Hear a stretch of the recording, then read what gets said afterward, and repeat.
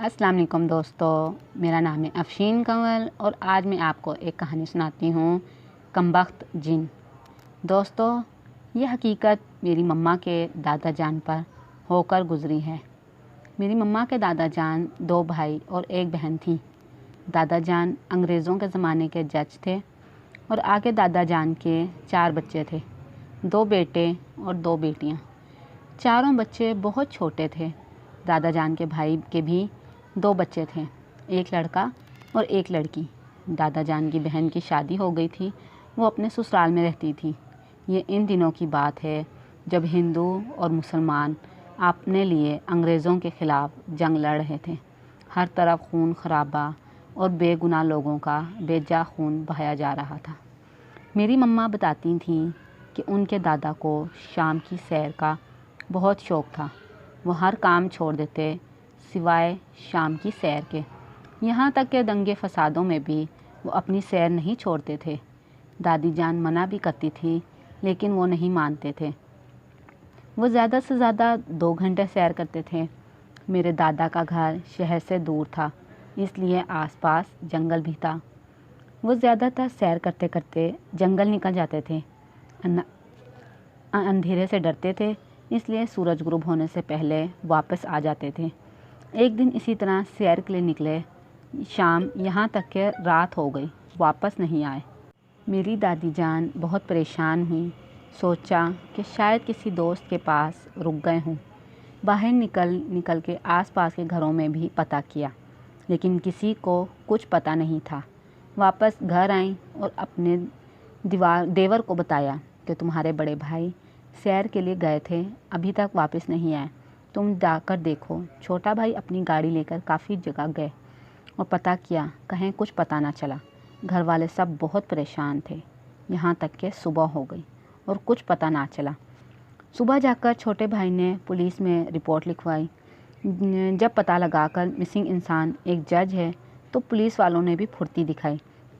हर police station में एक एक तस्वीर भेजी, लेकिन फिर भी 2 दिन तक कुछ पता ना चला। लेकिन एक दिन घर पर पुलिस वालों का फ़ोन आया और बताया कि जंगल से एक आदमी सीरियस हालत में मिला है और इस वक्त शहर के इस बड़े हॉस्पिटल में है। मेरी दादी जान और चचा जान जल्द अज जल्द वहाँ पहुँचे तो पता चला कि 2 किसानों को किसी झाड़ियों में पड़े मिले।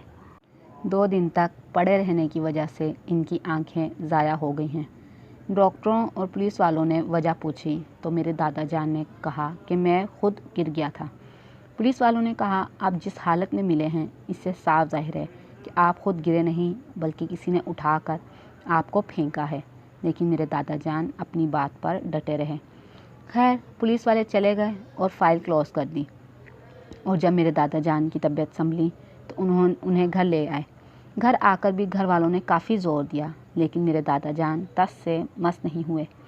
तंग आकर मेरी दादी ने मेरे दादा को अपने बड़े बेटे की कसम दी तो कहीं जाकर उन्होंने बताया कि जब वो जंगल में सैर के लिए गए थे तो सैर करते करते काफ़ी दूर निकल गए और जब इन्हें इस बात का एहसास हुआ तो काफ़ी देर हो गई थी। सूरज गुरूब हो चुका था और अंधेरा छाने लगा। मैं काफ़ी डर गया कि अगर अंधेरा हो गया तो मैं घर कैसे जाऊंगा। इसी सोच और परेशानी के आलम में मैं घर आ रहा था कि अचानक मैंने देखा कि एक लंबा चौड़ा आदमी तेज़ तेज़ आगे जा रहा है।